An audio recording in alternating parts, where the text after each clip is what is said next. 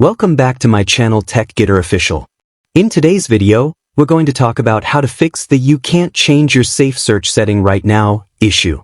So, if you're unable to change this option here, which is the safe search setting, don't worry. I'm going to show you a couple of simple and effective ways to fix this problem step by step. First, open your browser and click on the three vertical dots in the top right corner. From the menu, click on Settings. On the left-hand side, click on Privacy and Security. Now, scroll down and click on Security. Scroll all the way down to the bottom of the page, and here you'll see the option called Select DNS Provider. Click on the drop-down arrow, and make sure this is set to OS Default. If this option is set to Family Filter, this is most likely the reason why you are seeing this safe search error and why the setting is locked.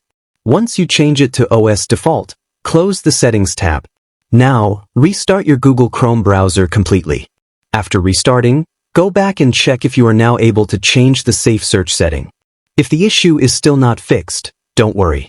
Let's move on to the second method. Open the Start menu, and then click on Settings. On the left-hand side, click on Network and Internet. Now click on Wi-Fi, and then select your connected Wi-Fi network from the list. Scroll down until you find DNS Server Assignment, and click on Edit. Make sure this option is set to Automatic, DHCP. After that, click on Save. Now, click back on Network and Internet, and then select Advanced Network Settings. Scroll down and click on Network Reset.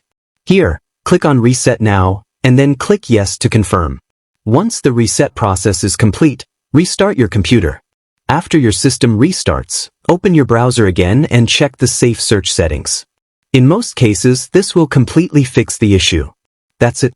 These are the two best ways to fix the safe search setting not changing problem on your system. Thanks for watching. If this tutorial was helpful, make sure to like, comment, and subscribe to TechGetter Official.